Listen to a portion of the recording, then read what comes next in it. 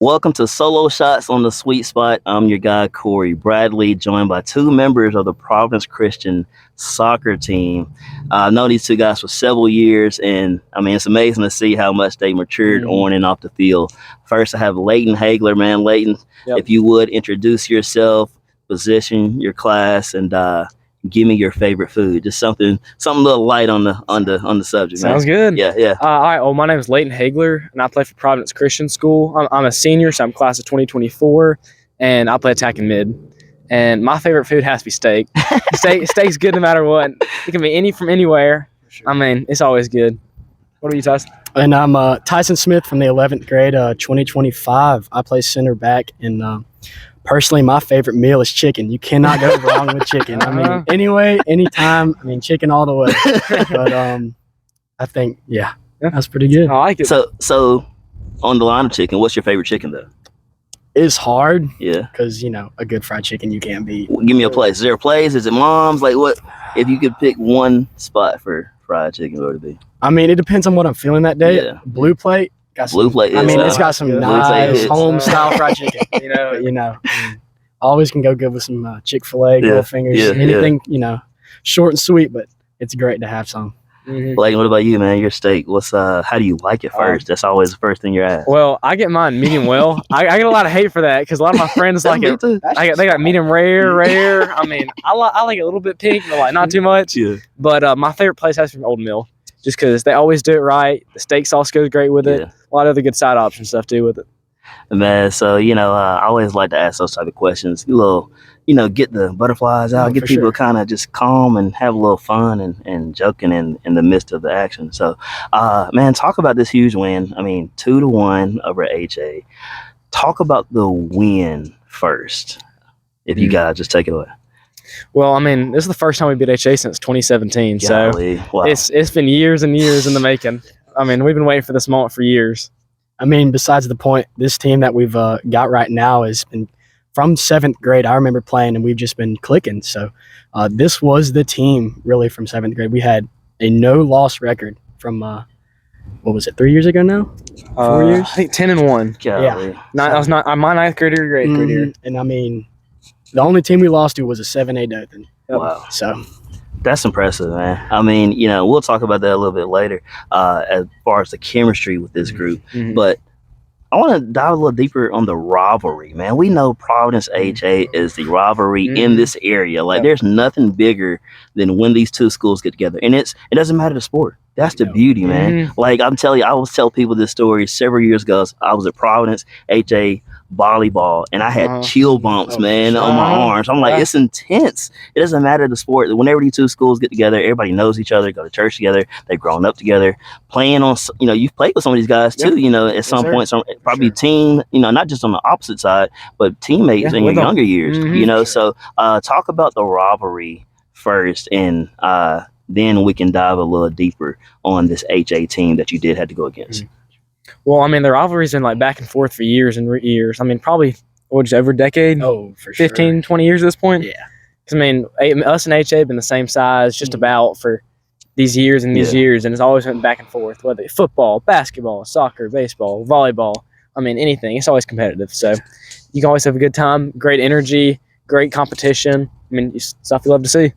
And I mean, this rivalry fuels our desire to beat them. And it's a healthy one that says, we're here, we want to play y'all, and it's a great experience for both teams. Everybody comes away as like, hey man, that's a good game no matter what. So it's a great opportunity for us just to thrive and learn from each other.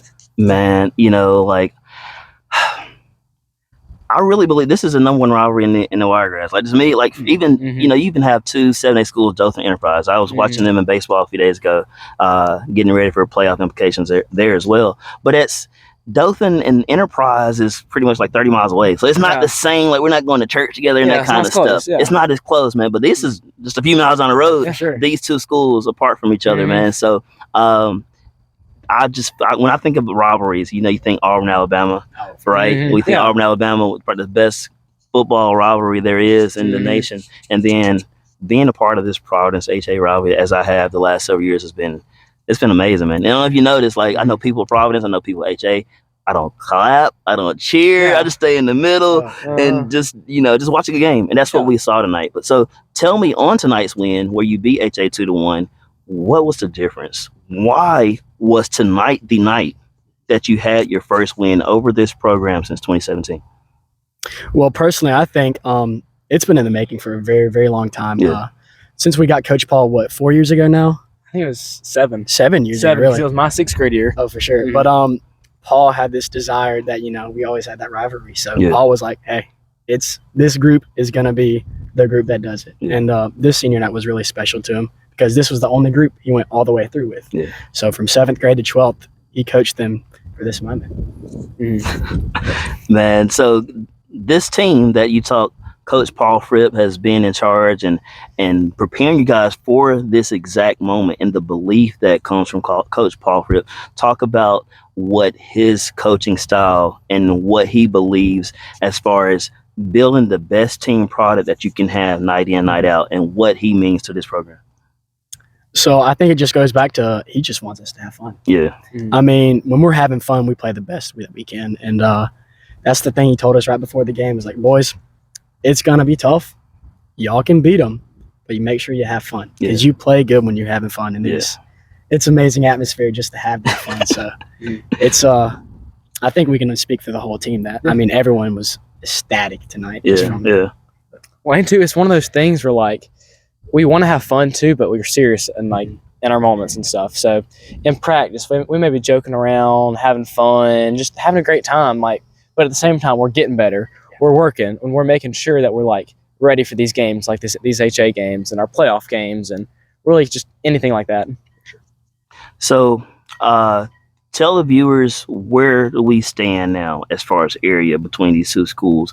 Is it goal differential is where we're standing? Because now they have one loss. Your one loss came to them earlier in a 1-0 deficit. Where do we stand now? Do you have an idea where Providence stands and HA stands after tonight's outcome?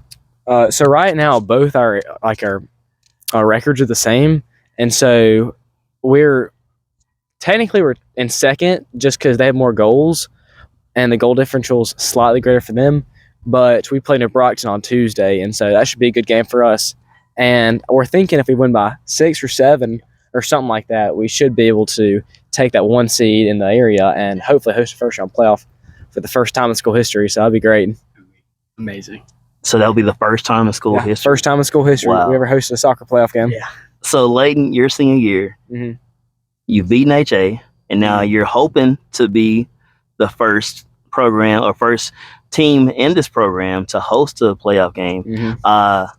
To kind of bring it back towards individual here, what's your sweet spot moment? As we're on solo shots on the sweet spot, what's your sweet spot moment that when you're playing the game, what gives you chills when this happens when you're playing? Really just like whenever you receive the ball, you see open space and you can just take it.